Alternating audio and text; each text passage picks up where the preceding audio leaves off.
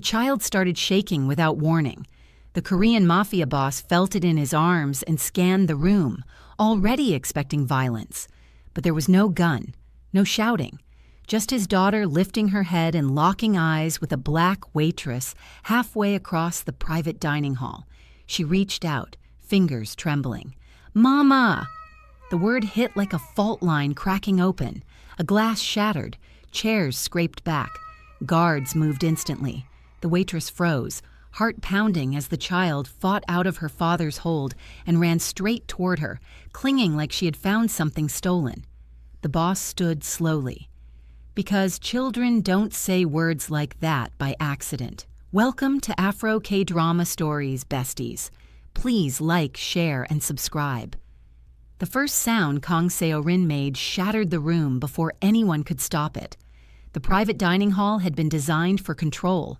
Thick walls, muted light, power cushioned by money and restraint. Men who owned ports, banks, and entire districts sat comfortably, secure in the belief that nothing unexpected survived in spaces like this. At the center sat Kang Jae-hyun, still and unreadable, his daughter resting against his chest like a fragile extension of his heartbeat. She had not spoken in 2 years.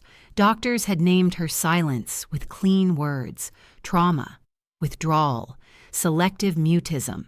Jae-hyun had paid every specialist who promised certainty. None had given him sound. So when Seo-rin suddenly stiffened, he felt it immediately.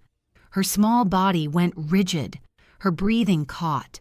Then her eyes locked onto someone across the room. Nia Carter was already halfway turned away, tray balanced at her hip, prepared to disappear the way waitresses learn to do in rooms full of power.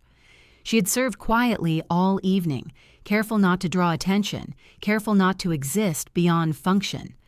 The air shifted anyway. Seo-rin leaned forward, one small hand stretching out, fingers trembling with urgency that did not belong to a stranger. Jae-hyun's arm tightened around her without thought, instinct screaming warning, then her lips parted. Mama. The word fell wrong, heavy, dangerous. A glass slipped from a man's hand and shattered softly against the floor.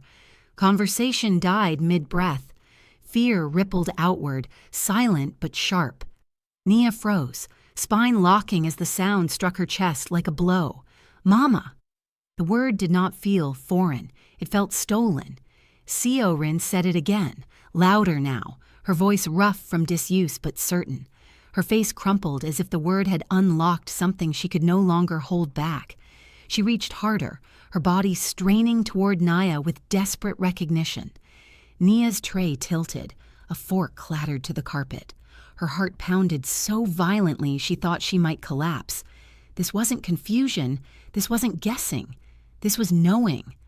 Kang Jae-hyun stood. He didn't rush. He didn't speak. He moved with the calm that ended men's lives without spectacle. The room parted instinctively. His eyes never left Nia, sharp and searching, stripping her for threat, for intent, for manipulation. Seo-rin sobbed once and stretched both arms toward the waitress. Jae-hyun crossed the space in measured steps and stopped just short of her. Up close, he saw it. The shock in Nia's eyes wasn't fear of him. It was recognition she didn't understand. Then he did something that froze the room. He lowered his daughter. Seo-rin slid from his hold and crossed the distance on unsteady legs, collapsing into Nia's waist like she had finally found gravity. Her crying stopped instantly. Her breathing evened. Peace settled over her small body as if a switch had been flipped. Nia's hands hovered, unsure, then settled against the child's back, guided by instinct older than memory. The room understood all at once. This was not coincidence, and Kang Jae-hyun realized with chilling clarity that the most dangerous woman in the room was no longer invisible. She was the one his daughter had just chosen. The room stayed frozen as Min Tae-seok appeared at Ja-hyun's shoulder, moving so smoothly he seemed to rise from the carpet. His eyes swept the diners once, and every spine straightened. No one spoke. No one dared to pretend this was normal. Nia felt Seo-rin's small arms locked around her waist, the child's cheek warm through thin fabric. The girl's breath had already evened, as if Nia's body was the only safe place left. That fact pressed into Nia's chest harder than fear. Jae-hyun watched them with a stillness that felt like a blade held inches from skin. He lifted a hand, not toward Nia, but toward the room, and guards shifted. Exits were covered. Phones were lowered. A man near the back tried to smile, then stopped. Min Tae-seok spoke quietly to the restaurant manager, Lee Sun-woo. The manager nodded too fast, face pale, then turned away as if he couldn't bear to be the one who had allowed this on his floor. Nia tried to move, but Seo-rin tightened her hold and made a soft sound against Nia's stomach, more plea than protest. Nia's hands hovered, then settled on the child's shoulders, gentle, careful, as if touching too firmly would wake a nightmare. Jae-hyun closed the distance by a single step. His presence filled the space between them. Nia's pulse jumped as his gaze dropped to Seo-rin's grip, then lifted to Nia's face. Suspicion sat there, sharp and awake, but beneath it was something worse, fear that this was real. Min Tae-seok opened the terrace door behind them. Cool night air poured in. Nia realized they were being moved, and a cold wave rolled through her. People didn't get moved by men like this unless the world had changed. Still, no hand touched her. 2 guards positioned themselves to either side, leaving Nia a narrow corridor to walk through. Jae-hyun didn't command her with words. He simply turned, and the room obeyed. Seo-rin refused to let go, forcing Nia to take small steps with the child attached to her like a promise. They passed diners who stared at Nia as if she'd become a weapon. Some looked curious. Most looked terrified. One man's eyes flashed with calculation, and Min Tae-seok's gaze pinned him so hard the man looked away. The hallway beyond the dining room was private, silent, lined with cameras that turned as they passed. Nia's mouth went dry. Seo-rin's fingers remained fisted in fabric. At the elevator, the doors opened before Min Tae-seok reached the button. Inside, mirrored walls reflected Nia's face, wide-eyed, breathing shallow, holding a child she did not understand. Jae-hyun stepped in last, towering behind her, his reflection watching her like an accusation. The doors closed, sealing them in. Then the elevator began to descend. The elevator opened into a corridor that didn't belong to the restaurant. The carpet was darker, the air colder, the silence thicker like the building had. A second spine hidden inside it. Min Tae-seok stepped out first, scanning corners that were already empty. Nia followed, Seo-rin still glued to her. The child refused to look at anyone else, fingers gripping Nia's apron as if it might vanish. Jae-hyun moved behind them, close enough that Nia felt heat at her back without being touched. It was worse than a hand. It was awareness. A door ahead unlocked before anyone reached it. Inside was a suite with warm light and no windows, stocked like someone expected emergencies.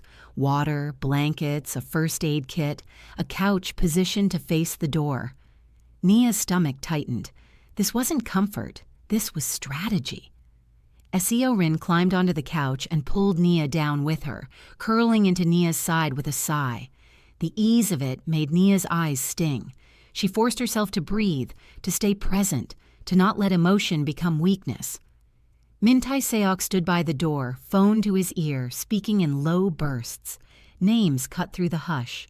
Chairman Park Dae-sung, Choi Myung-ho. Nia didn't know them, but she heard the urgency tighten. Jae-hyun stayed near the table, gaze fixed on Nia like he was trying to solve an equation that kept changing.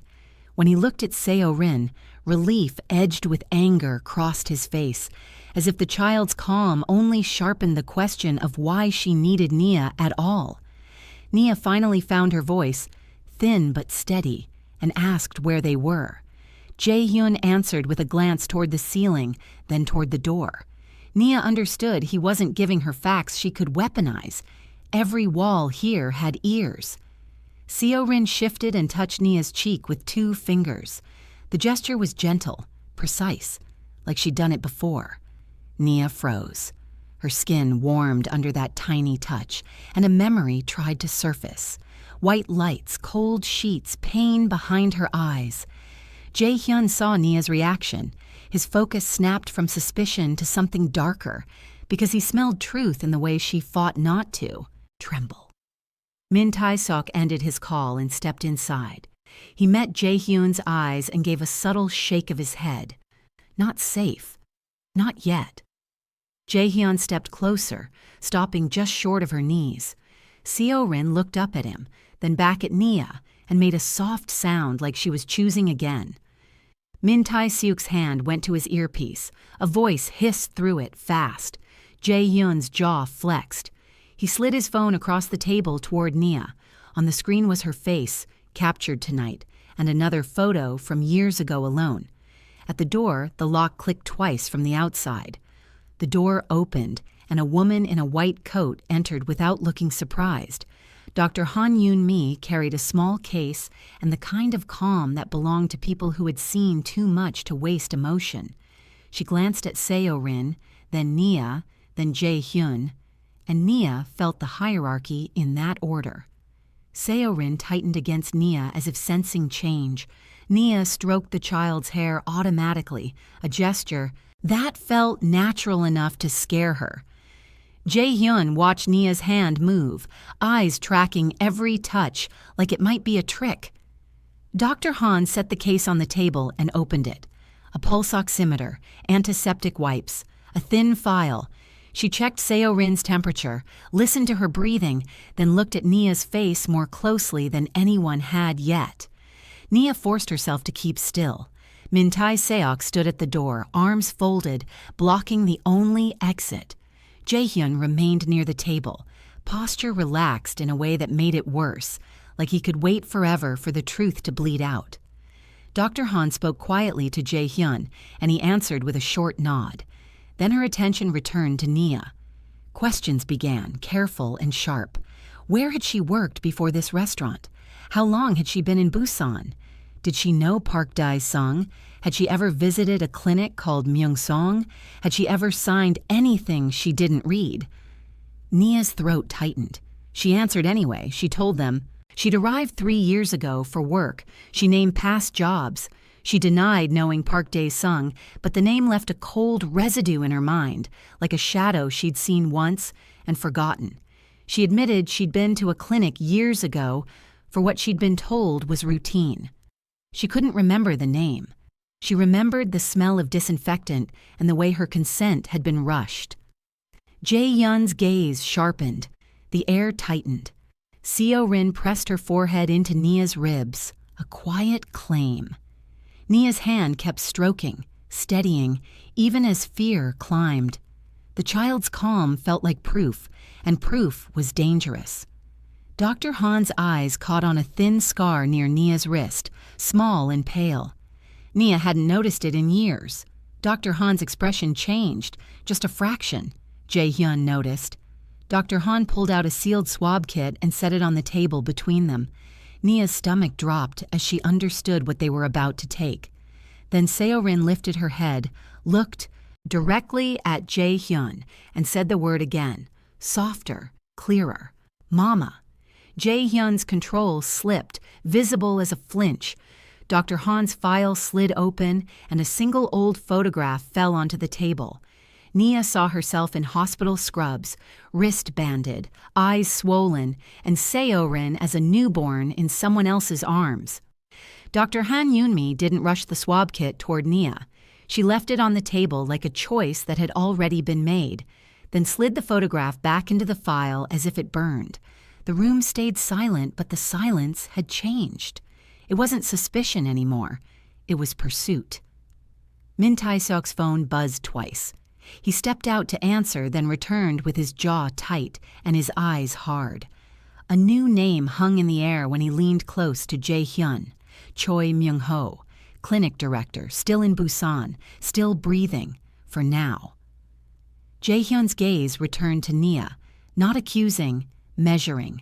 He watched her face for recognition, for collapse, for any sign the photograph had Unlocked memory. Nia's breath came shallow. She couldn't look away from the file. She couldn't stop seeing the hospital wristband, the newborn, the way her own eyes in that picture looked drugged and terrified. Seorin crawled higher into Nia's lap and pressed 2 fingers to Nia's cheek again, soothing herself the way a child did with a mother. The touch steadied Nia and shattered her at the same time. Her body knew this child. Her mind just couldn't prove it yet. Dr. Han opened the swab kit and held the stick out. Nia hesitated, then took it, hands trembling. The cotton brushed the inside of her cheek. The simple motion felt obscene, like destiny reduced to biology. Dr. Han sealed the sample, labeled it, then turned to Seorin. Seorin watched the kit with solemn focus, then leaned toward Nia's hand as if to protect it. Dr. Han didn't force anything. She waited until Seorin relaxed against Nia again, then swabbed quickly, gently, avoiding tears. Jae-hyun didn't move during any of it. The stillness in him felt dangerous. When Dr. Han sealed the second sample, he finally exhaled, slow and controlled, as if committing himself to whatever the result would demand. Min Tae-seok's men arrived in pairs, silent as shadows, and carried equipment into the suite.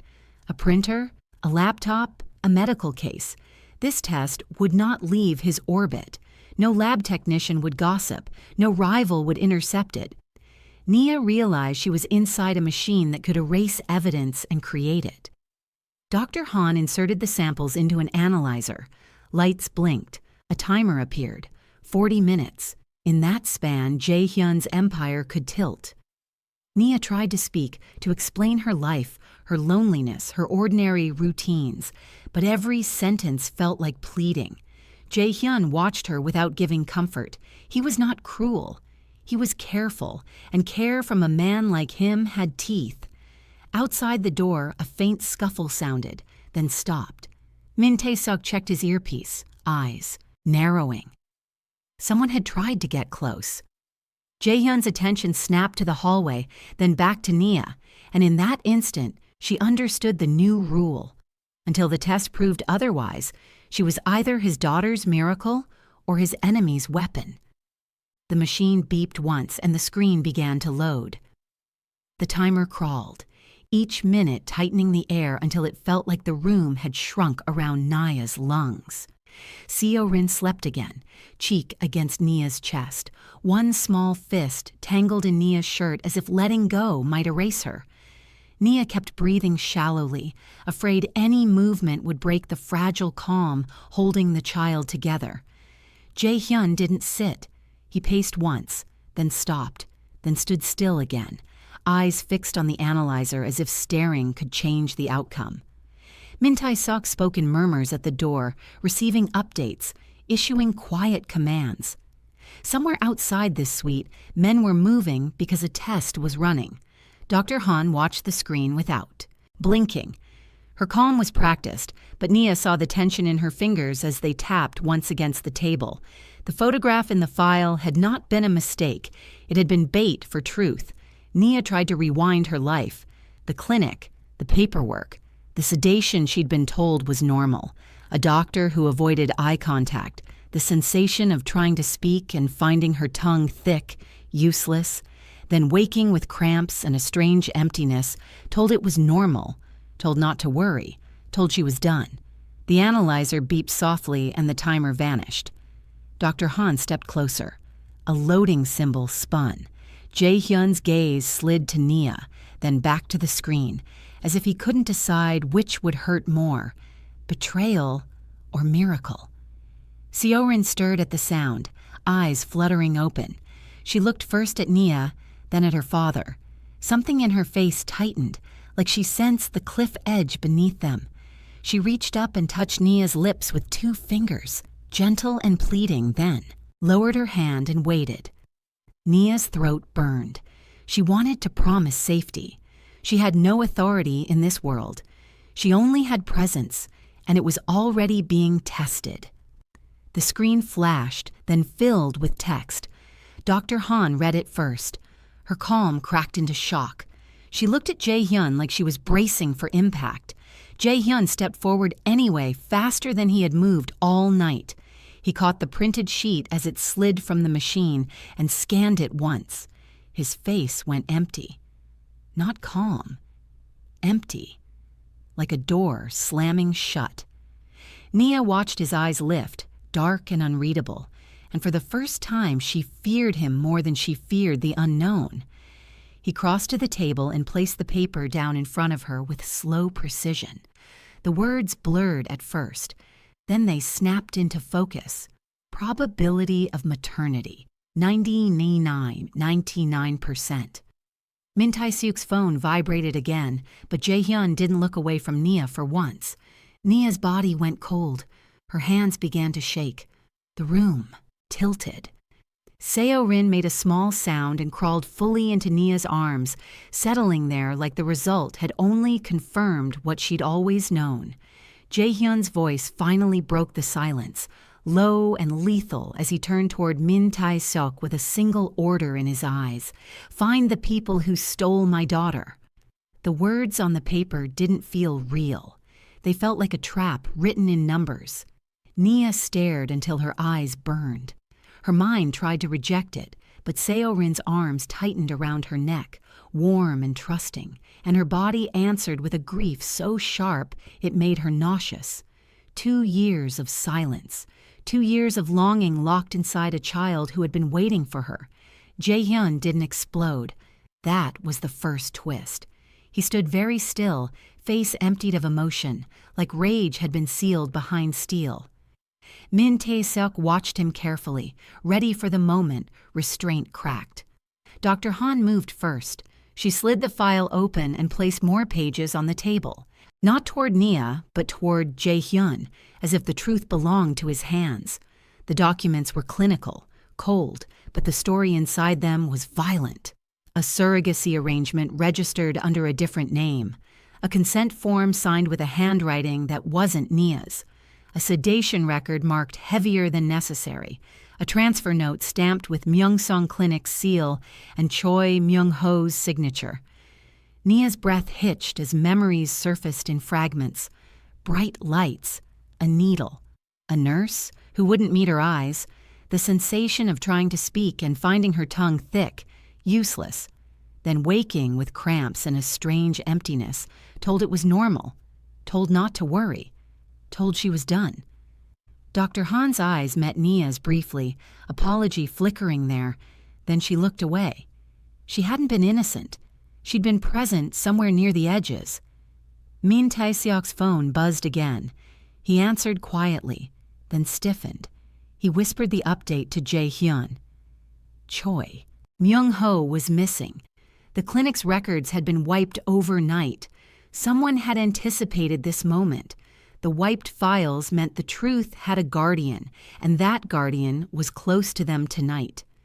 Jae-hyun's gaze lifted from the paperwork to Dr. Han, and the air turned colder. Dr. Han didn't flinch. She reached into her case and pulled out an old envelope, yellowed at the edges. She set it down like a confession. Inside was a hospital bracelet with Nia's name and a date that matched Seo-rin's birth. Nia's stomach dropped. She hadn't kept that. She'd never been allowed to keep anything. Dr. Han revealed the final cut. The surrogacy client wasn't Jae-hyun's late wife. It traced back to Chairman Park Dae-sung's foundation. Jae-hyun's control finally shifted. Not rage yet. Something worse. Understanding. Seo-rin lifted her head and looked at her father, then at Nia, and made a small, frightened sound, sensing the danger changing shape again. Min. Tae-seok's earpiece hissed. A new message, urgent. Park Dae-sung's men were already moving toward the building. Jae-hyun didn't look at Min Tae-seok. He looked at Nia, eyes dark with a vow he hadn't spoken yet, and Nia realized the lie wasn't only that her child had been stolen, it was that the theft had never ended. Outside the suite, a keycard scraped, then the door handle began to turn. The door didn't burst open. That was the first mistake. It eased inward, slow and deliberate, like whoever stood behind it wanted everyone inside to understand this was not an intrusion. It was a visit. Chairman Park Dae-sung stepped into the suite wearing calm like a tailored suit, his hands visible, his smile polite enough to pass in any other room. Behind him, Choi Myung-ho hovered half a step back, face pale, eyes darting to the analyzer, the papers on the table, the child in Nia's arms. Sweat darkened his collar. He already knew the lie was collapsing. The air changed. Instantly, Min Tae-seok's body went rigid. Guards tightened their formation without moving closer. Jae-hyun did not greet Park. He did not acknowledge him at all. His focus stayed on Seo-rin, then slid to Nia, then finally lifted, slow, lethal, to the man who had just walked into the heart of his life. Park's eyes flicked to the paper on the table. Probability of maternity, 99%. The smile on his face adjusted, thinner now, but still present. He took one more step inside and stopped, as if crossing an invisible line might cost him something he wasn't ready to pay. Seo-rin stirred. She sensed the shift before anyone spoke. Her body tensed against Nia's chest, fingers clutching tighter, her breathing uneven. Nia felt it immediately and adjusted, rocking gently, murmuring without words. The child's face pressed into her neck, hiding. That single movement did more damage than any accusation. Park noticed. His gaze lingered too long on the child's grip, on the way her shoulders relaxed only against Nia. Something like irritation crossed his face before he masked it. Choi Myung-ho swallowed hard and took a half step forward, as if compelled to explain himself before he was asked. His mouth opened. Jae-hyun raised one finger. Choi froze. Silence stretched, heavy, intentional, the kind that made men confess just to escape it. Park's eyes sharpened, calculating exits that didn't exist. Min Tae-seok's hand hovered near his earpiece, waiting for the signal that would turn this room into a tomb. Jae-hyun finally moved, one step, then another, slow enough to be merciful. He stopped inches from Park, close enough that the older man's confidence cracked just slightly. Jae-hyun looked past him, to Choi. The question came without words. Choi broke. His knees buckled as if the truth had weight. He grabbed the edge of the table to stay upright, breath stuttering. His voice came out hoarse, rushed, spilling over itself. He spoke of contracts disguised as charity, of consent forms swapped after sedation, of instructions from Park's foundation to move quickly, quietly, before questions could form. Nia felt the room spin. Seo-rin whimpered softly, reacting to the panic in Choi's voice, and Nia tightened her hold instinctively, shielding her ears, her face, her world. Park's smile vanished. He turned sharply on Choi, fury flaring now, raw and unhidden. His hand lifted. Min Tae-seok moved faster. Choi was pulled back, restrained, his confession cut short by force. Park straightened immediately, composure snapping back into place, eyes cold as glass. Jae-hyun watched it all without blinking. Then Park spoke. Not to Jae-hyun, to Nia. He addressed her gently, almost kindly, as if she were a misunderstanding instead of a wound. He spoke of necessity, of arrangements made to protect powerful interests, of how difficult it was to keep a child safe in a dangerous world. Seo-rin made a sharp sound. She lifted her head and looked directly at Park for the first time. Fear flickered across her face, then anger. She buried herself deeper into Nia's arms, clinging as if choosing sides with her entire body. The room understood. Park saw it too. That was the moment his confidence truly faltered, because leverage had just slipped through his fingers. Min Tae-seok's earpiece hissed again. Multiple vehicles, Park's men, too close. Jae-hyun finally turned his head toward Min Tae-seok and gave the smallest nod. Evacuation protocol. Then he looked at Nia, not with suspicion, with decision. And Nia realized, with a cold clarity that cut through everything else, that the war hadn't started when Seo-rin spoke. It started when powerful men realized the child had already chosen her mother. Outside the suite, alarms began to sound, not loud, but unmistakable. And inside, the line between protection and possession was about to be tested. The alarms didn't scream. They pulsed, low, rhythmic, controlled. The kind that told trained men exactly what to do without alerting the wrong ears. Red indicators lit the walls in sequence, closing corridors, rerouting elevators, sealing floors. Park Dae-sung's eyes flicked upward, then back to Jae-hyun. Too late. Min Tae-seok was already moving. Orders traveled faster than sound through his earpiece. Guards shifted, not toward Park, but away from him, forming a living barrier around Nia and Seo-rin. That choice landed like a verdict.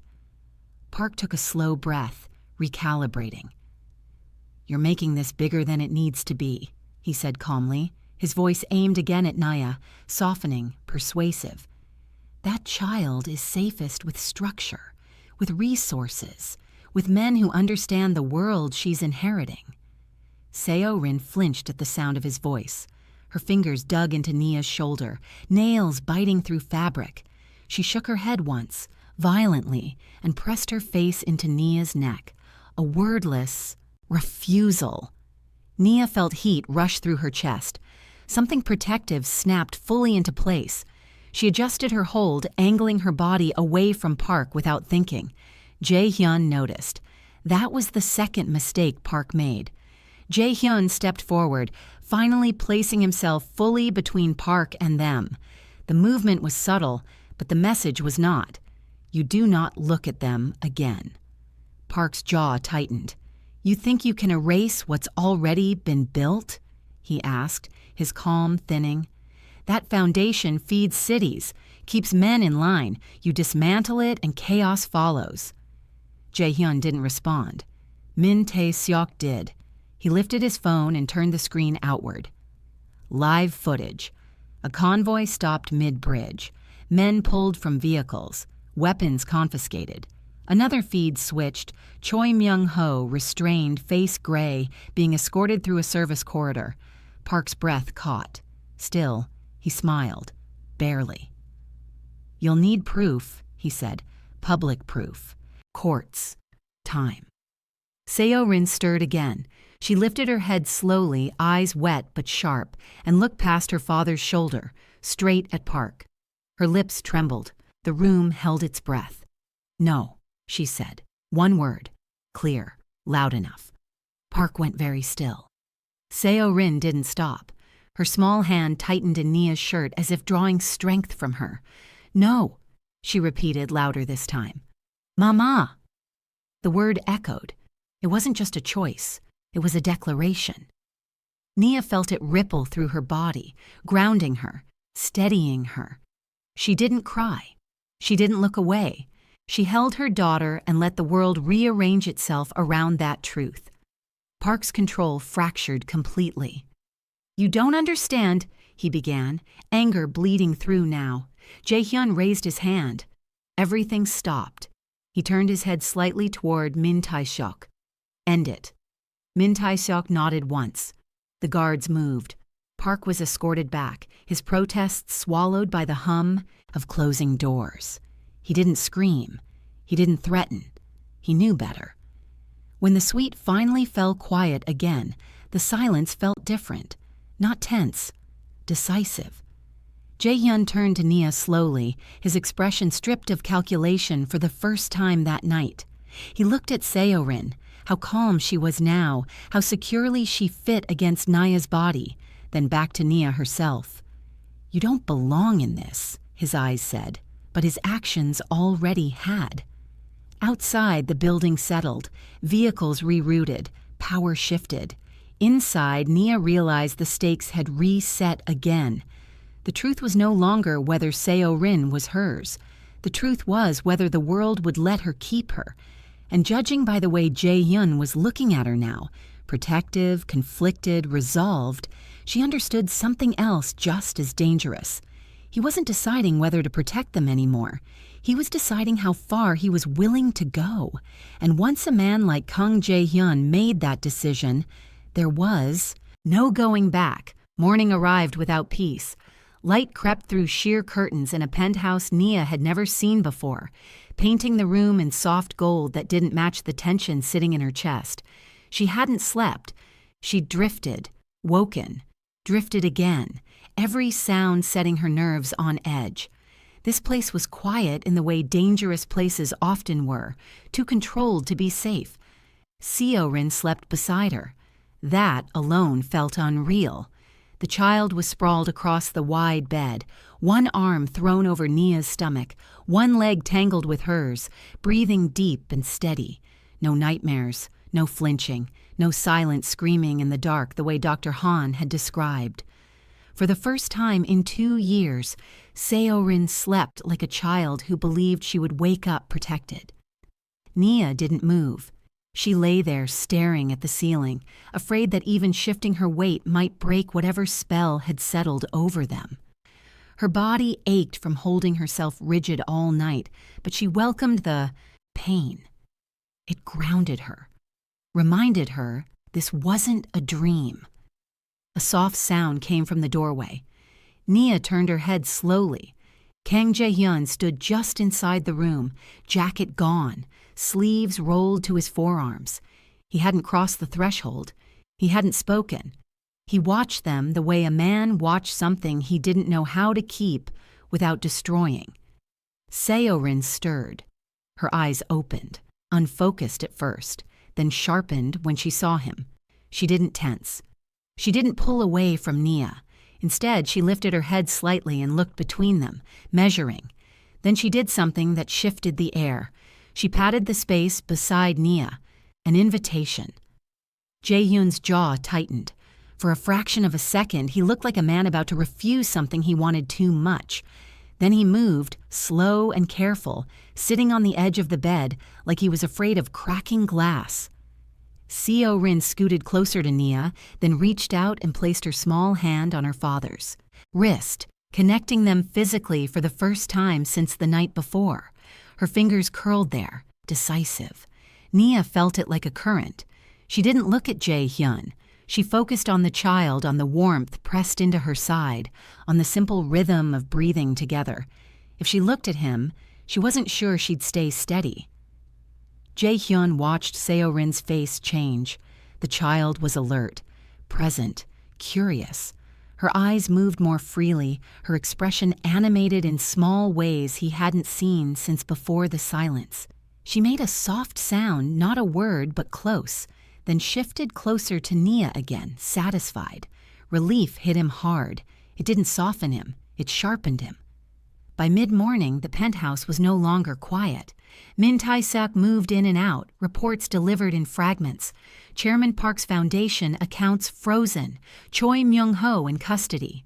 2 rival groups testing borders already, sensing weakness, sensing opportunity. The city was adjusting. Nia felt it, without seeing it. The way guards treated her differently. The way doors opened before she reached them. The way staff avoided her eyes not out of disrespect, but fear of misreading her importance. She hated that part. Seo-rin didn't.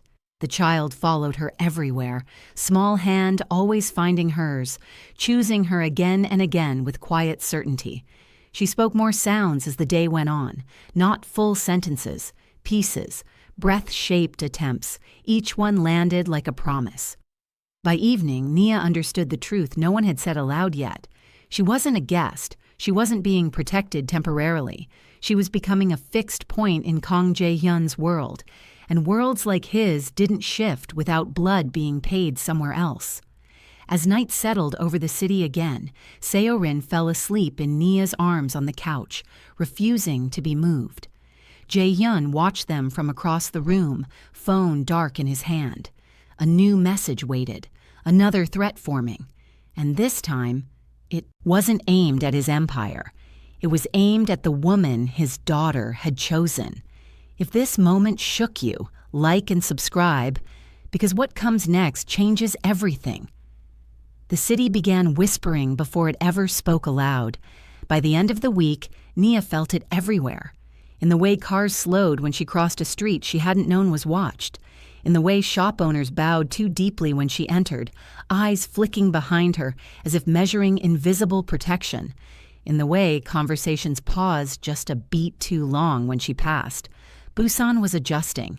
She learned quickly that nothing in this world moved by accident. Kang Jae-hyun hadn't announced her presence. He hadn't needed to.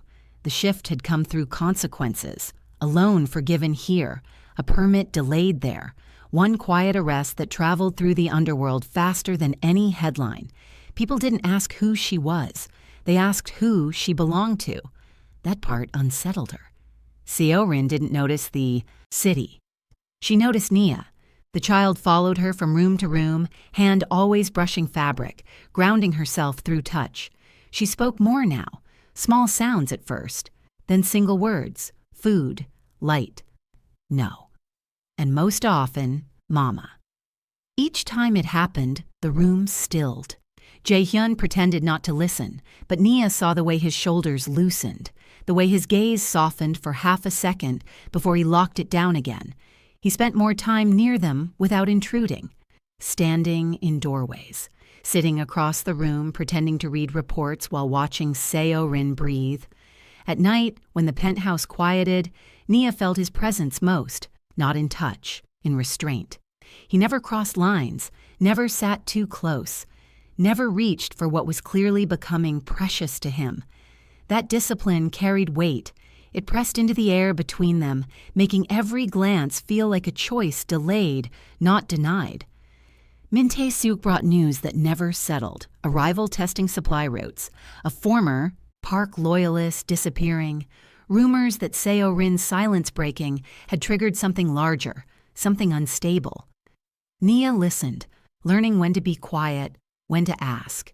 She learned how to read tension in a man who rarely showed it. She learned that Kang Jae-hyun didn't raise his voice when angry. He narrowed the world instead. By the 7th day, Seo-rin refused to sleep without Nia in the room. When staff tried to move her, the child panicked so hard she lost her breath. Jae-hyun watched it happen once. He waved everyone away. That night, Nia slept on the couch, with Seo-rin curled against her chest. Jae-hyun stayed in the chair across from them until dawn, unmoving. The city had adjusted. The family was still forming. And somewhere beyond the glass and guards, someone noticed the shift and decided to test it. Desire didn't announce itself. It crept in through proximity, through shared responsibility, through exhaustion, through the way Nia caught Jae-hyun. Watching her with something like hunger he refused to name, through the way she felt heat rise when he stood too close, when his sleeve brushed hers by accident and neither of them moved away fast enough. They didn't talk about it. That was the danger. Seo-rin felt it first. Children always did. She began pulling them closer together, insisting they sit near each other, climbing into Nia's lap only when Jae-hyun was close enough to touch her back too. She laughed more then, spoke more, as if the tension fed her. Nia hated herself for noticing how Jae-hyun's hand steadied Seo-rin with absolute gentleness, for how careful he was with small things, with fragile things. It complicated the image she'd built to protect herself. One afternoon they stood together on the balcony overlooking the city. Seo-rin napped inside. The wind carried salt and exhaust and something metallic. "You should hate me," Nia said quietly. Jae-hyun didn't look at her. "I don't." "That's worse." His jaw tightened. "I didn't choose how she came into this world. You chose what to do after." He turned then, eyes dark, searching her face. "So did you." The words hung between them, sharp and intimate. Nia's breath caught. She felt the pull, undeniable now, frightening in its inevitability. A sound cut through the moment. Glass shattered below. Min Tae-seok's voice crackled through the comm system. An incident, a warning shot, no injuries, a message delivered the old way. Jae-hyun moved instantly, stepping back into command, desire sealed away like a weapon he couldn't afford to deploy. Nia watched the shift with a strange ache. Romance, she realized, was not safe here. It was leverage, and someone had just noticed it. The first threat came wrapped as care. A gift arrived at the penthouse gates just after sunset. No return address, no note, only a small wooden box delivered by a courier who refused eye contact and left. Too quickly. Min Tae-seok insisted on opening it first. Inside lay a child's shoe, Seo-rin's.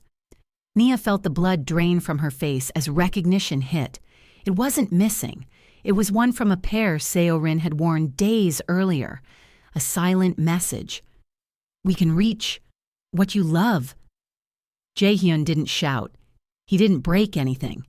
He closed the box slowly and handed it back to Min Tae-seok, eyes already distant, calculating trajectories of violence. Seo-rin sensed the shift immediately. She clung to Nia, shaking, her earlier words dissolving into frightened sounds. Nia held her tight, fighting panic, forcing her voice to stay calm.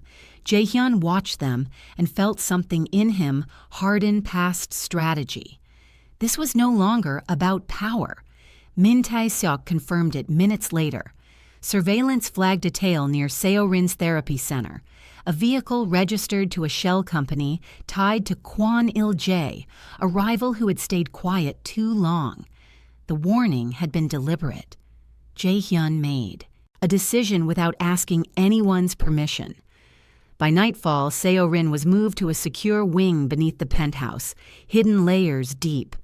Nia went with her without hesitation. Guards doubled, routes changed, the city tightened its grip. As Jae-hyun prepared to leave to deal with Kwon Il-jae personally, Nia stopped him at the door. "If you go," she said, voice steady despite the fear clawing inside her, "don't come back unless you're done." He looked at her then, truly looked, and something unspoken passed between them. Promise, danger, and a future neither of them could afford to imagine yet. He nodded once. Outside, engines turned over. Inside, Nia held her daughter and understood the truth fully now. Love had been noticed, and in this world, that meant war. Night swallowed the city without apology. Kang Jae-hyun didn't leave through the front gates. He vanished downward into corridors that never appeared on blueprints, moving with men who didn't ask. Questions because questions slowed outcomes. Above them, Busan glittered, unaware that borders were being redrawn beneath its feet. Nia felt the absence the moment he was gone. Not relief, not safety, weight, the kind that settled in the chest and refused to move. She stayed in the secure wing with Seo-rin, lights dimmed, cameras humming softly. Guards stood at measured distances, never staring, never relaxing. Every few minutes, Min Tae-seok's voice filtered through comms with clipped updates that revealed nothing and everything. Seo-rin wouldn't sleep. She paced in small circles, fingers gripping Nia's shirt, eyes darting at every sound. Her words fractured into half-syllables, fear pressing against language that hadn't fully returned yet. Nia knelt with her, breathing slow, grounding them both. She didn't tell stories. She didn't promise safety. She stayed present. That was the only currency that mattered. Hours dragged. Somewhere far from the penthouse, a warehouse went dark. Somewhere else, a convoy stalled on a bridge with no police report filed. The city kept breathing, but its pulse quickened. Then a feed flickered on one of the monitors. Min Tae-seok appeared, blood on his sleeve, eyes steady. He didn't speak. He tilted the camera just enough for Nia to see Kwon Il-jae on his knees, hands bound, face split with panic and disbelief. Jae-hyun stood behind him, unreadable, rain slicking his hair, the night pressed tight around his shoulders. Seo-rin gasped. The sound cut through the room like a blade. Jae-hyun looked up at the feed, straight into the lens, as if he could see her through it. For a moment, something human surfaced. Relief, urgency, a promise without words. Then the feed cut. Min Tai-seok's voice returned, calm, contained, the threat neutralized, secondary cells being addressed, no immediate danger. Nia exhaled for the first time in hours. Seo-rin sagged against her and fell asleep instantly, exhaustion, claiming victory. Nia held her staring at the dark monitor, knowing this calm was temporary. Violence in this world didn't end things, it rearranged them. When Jae-hyun returned just before dawn, he didn't come to Nia. He went first to Seo-rin. He knelt beside the couch and watched his daughter sleep against Nia's chest, her fingers still curled in fabric. He didn't touch her. He didn't wake her. He stayed there long enough to be changed by it. By morning, the city had adjusted again. The shift became visible in daylight. News broke without names. An industrial accident, a financial audit, a sudden resignation. The language was clean, sanitized, but the message was loud for anyone who listened correctly. Power had moved. Nia felt it when she stepped outside for the first time in days. People noticed her openly now, not curiosity, not desire, calculation. Doors opened before she reached them. Conversations paused, phones lowered. She wasn't just protected. She was being accounted for.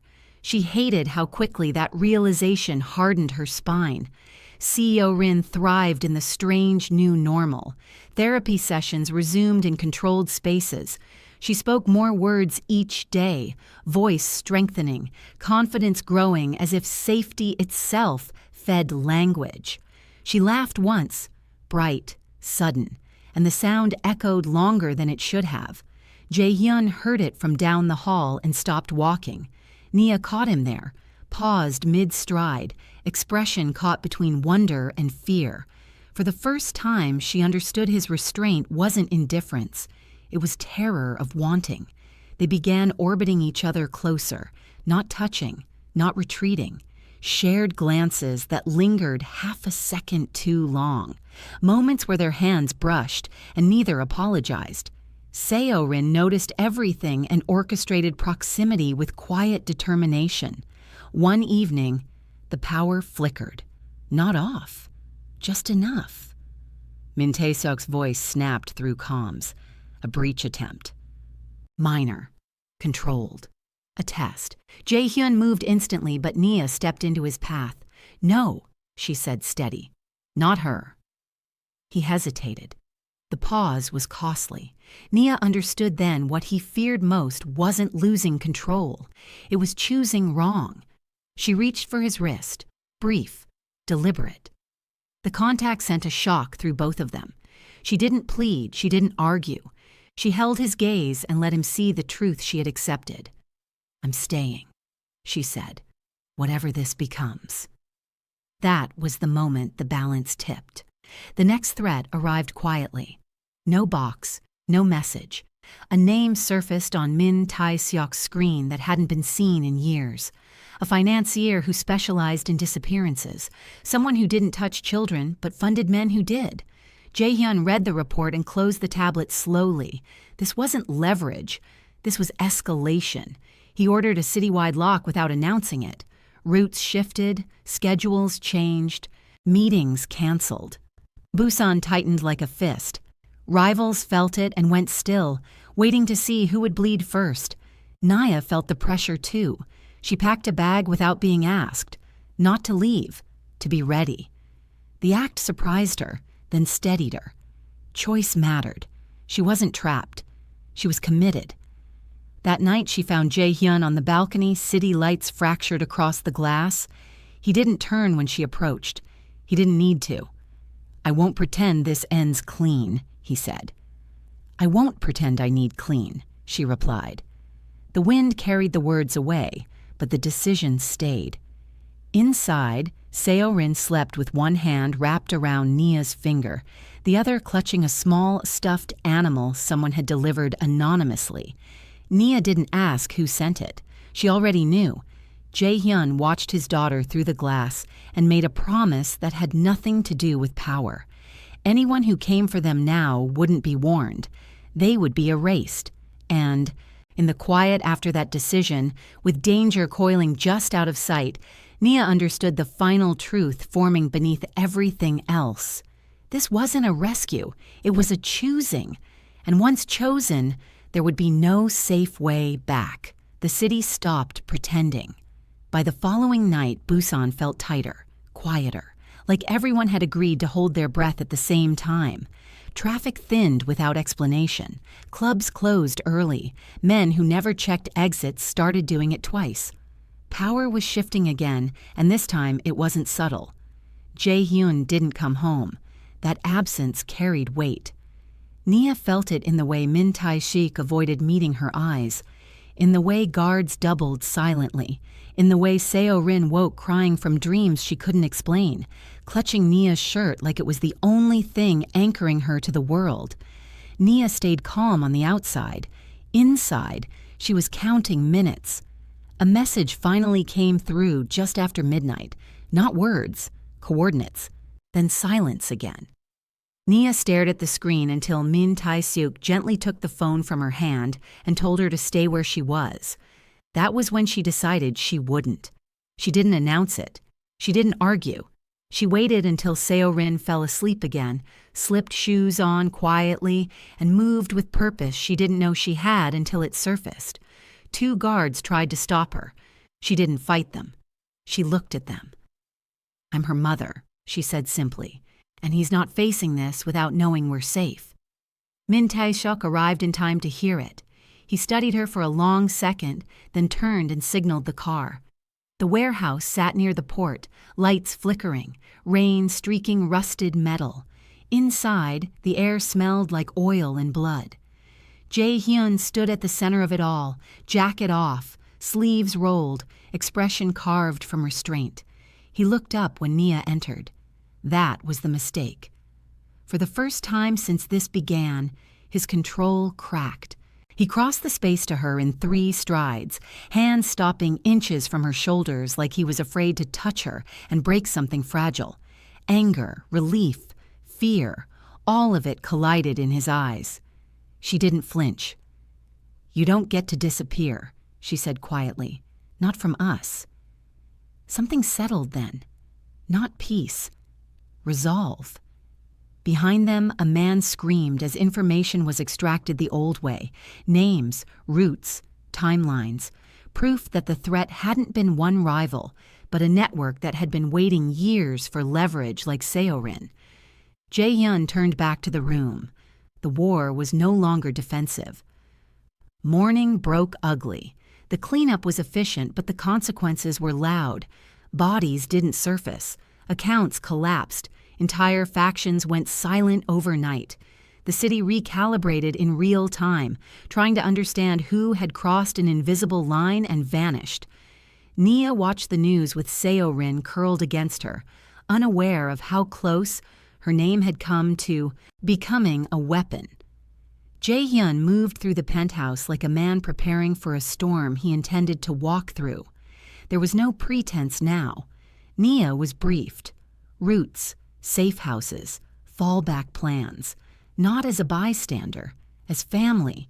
Every detail sharpened the truth she had already accepted. This life would never be gentle. She chose it anyway. That choice changed him. The way he looked at her shifted from protection to partnership. He asked before deciding. He waited for her nod before moving Seo-rin. It was subtle, but everyone noticed. Authority redistributed itself. Rivals noticed too. A public attempt followed. A car running a red light too cleanly. A sniper testing distance from a rooftop that no longer existed 10 seconds later. Jae-hyun responded without restraint, making examples where warnings had failed. Blood was drawn publicly. The message landed. By nightfall, Nia stood beside him on the balcony as the city burned with quiet consequence. He didn't reach for her. He didn't need to. "You can still walk away," he said. She shook her head. "You already know I won't." He nodded once, accepting the truth like a vow. Inside, Seo-rin slept peacefully for the first time since the box had arrived. The final strike came without drama. No chase, no chaos, just doors opening and closing in the right order. Men arrested who thought they were untouchable. Files leaked at exactly the wrong moment. A foundation dissolved under scrutiny it couldn't outrun. Jae-hyun dismantled the threat the way he built power. Quietly. Completely. When it was done, there was nothing left to fight. The silence afterward was heavier than the war. Nia felt it when the guards relaxed for the first time, when Min Tae-seok exhaled and allowed himself a tired smile, when Seo-rin laughed freely, voice strong now, filling rooms that once held only fear. Jae-hyun stood before the city and did something unexpected. He claimed them openly, not with speeches, with presence, with Nia at his side at events where she was meant to remain invisible, with Seo-rin's hand in his as cameras watched and recalibrated their understanding of power. The message was unmistakable. Touch them, and the cost would be everything. That night, after the last meeting ended and the city finally slept, Jae-hyun stood in the doorway of the room where Nia tucked Seo-rin into bed. He waited, always waiting. Nia approached him without hesitation. This time, when she reached for his hand, he took it. The contact was steady, certain, not desperate, not restrained, chosen. Outside, Busan settled into a new shape. Inside, the future locked into place. And for the first time since Seo-rin had spoken that impossible word, the danger didn't retreat. It bowed. The night didn't end when danger bowed. It simply changed posture. Busan breathed again, but it did so carefully, like a city aware that the ground beneath it had shifted and might shift again. The convoy dispersed without spectacle. Streets reopened. Lights flickered back to normal rhythms. On the surface, life resumed. Underneath, every line of power had been redrawn with a steadier hand. Inside the penthouse, quiet pressed in. Nia stood at the window long after the city settled, watching reflections slide across the glass. Her body still hummed with adrenaline she hadn't asked for. Behind her, Seo-rin slept deeply, one arm flung across a pillow, mouth parted in the unguarded way of children who finally feel safe. The sight anchored Nia more than any promise ever could. She turned and found Jae-hyun watching her, not from across the room, from closer than before, close enough that she felt the warmth of him without being touched, close enough that the space between them felt intentional rather than accidental. Neither of them spoke. They didn't need to. The war had ended loudly enough to make silence meaningful. He moved first, not toward her, but past. Her, kneeling beside Seo-rin. His hand hovered, then settled lightly against the child's hair. The touch was reverent, careful, as if he still feared she might vanish if he pressed too hard. Nia watched his shoulders ease as he stayed there, breathing matching the slow rise and fall of his daughter's chest. When he stood again, his face had changed, not softened, clarified. "I'm done pretending this is temporary," he said. The words landed steady, without heat. Not a confession, a decision. Nia nodded once. She had reached that truth hours ago, maybe days. She had crossed the invisible line the moment she walked into the warehouse and refused to be left behind. They didn't seal it with a kiss. That would have been too easy. Instead, they stood there, sharing the weight of what came next, knowing intimacy would be built from endurance rather than impulse. The next morning came with consequences. Meetings stacked back to back, calls layered over each other, names resurfaced that hadn't been spoken aloud in years. The dismantling of Park's remaining influence accelerated, not with raids or headlines, but with audits, resignations, quiet arrests that never reached the news cycle.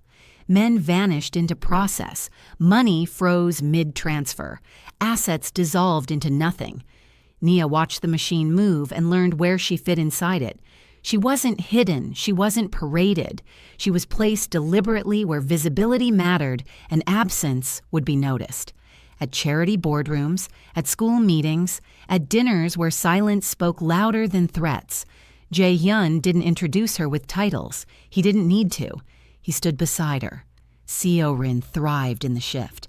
She attended school under discreet protection, her laughter returning in full-bodied bursts that startled even her teachers. Her words came faster now, sentences tumbling out as if she were making up for lost time. She spoke openly of Nia, of home, of safety, with the blunt honesty only children possessed. The city listened, not because a child spoke, but because power didn't correct her. Whispers followed, but they carried a different tone now, less curiosity, more acceptance, a recalibration of what mattered. One afternoon, as rain streaked down the windows and traffic below slowed to a crawl, Seo-rin asked a question that rearranged everything. "Are you staying forever?" Nia didn't answer immediately. She looked at Jae-hyun first, not for permission, but for truth. He didn't hesitate. Yes. The certainty in his voice settled the child completely. Seo-rin smiled, satisfied, and returned to her coloring as if the future had just been filed neatly into place. That night, after the penthouse dimmed and the city blurred into distant light, Jae-hyun brought Nia to a room she hadn't entered before. No guards, no cameras, just space and quiet and the truth waiting. He didn't kneel. He placed the ring in her hand. It was simple, heavy, designed to last rather than impress. She felt its weight immediately, not as possession, but as responsibility shared. "I won't offer you peace," he said. "I can offer you honesty, protection, choice, every day." Nia closed her fingers around the ring. "That's more than peace." They sealed it then, not with spectacle, but with closeness. A kiss that carried restraint and hunger in equal measure. A promise built from survival rather than fantasy. The city adjusted again. This time, it didn't resist. Their marriage was private by design, a small gathering, trusted witnesses, no press, no announcements. Power didn't need celebration to be real. Seo-rin stood between them, solemn and proud, as if presiding over something sacred. When it was done, she declared it perfect and demanded cake. Life followed. Not calm, not easy, but grounded. Nia learned to move through rooms that once intimidated her without shrinking. She challenged decisions when they brushed, too close to cruelty. Jae-hyun listened. Sometimes he argued. Sometimes he changed course. The balance they struck wasn't gentle, but it was real. Enemies tested it. They always did. A shipment delayed, a rumor seeded, a subtle attempt to isolate her from public view. Each move was met with response calibrated precisely to discourage repetition. Not rage, precision. Seo-rin remained untouched. That was the line no one crossed twice. Years layered themselves slowly, marked by growth rather than fear. Seo-rin's voice became a constant presence, bright and confident, filling rooms that once echoed with silence. Her questions sharpened, her understanding deepened. She learned what her father did without inheriting his darkness. She learned what her mother endured without inheriting her wounds. The city watched her grow and learned a different lesson about legacy. On a quiet evening, long after the past had loosened its grip, Nia stood again by the window.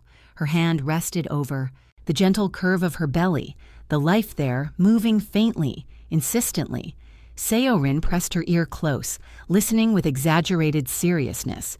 "She's kicking," Seo-rin announced. Nia smiled. "She's impatient." Jae-hyun watched them from the doorway, something unguarded settling permanently into him. The silence that once haunted his world was gone. In its place lived laughter, argument, warmth, and consequence. Outside, Busan remained dangerous. Power still demanded vigilance. Darkness never fully retreated, but inside these walls, love had done what fear never could.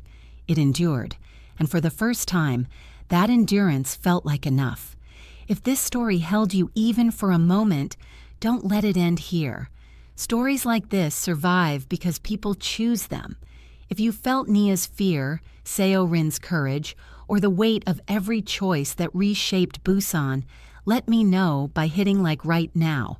It tells the algorithm this kind of storytelling matters. Subscribe if you want more dangerous love, slow burn tension, and stories where power never overshadows the heart. Turn on notifications so you don't miss what comes next, because the next story will go even deeper. And if one line stayed with you, one moment hit too close, drop a comment. I read them. They shape what I write next. This isn't just content, it's a world. Stay with me.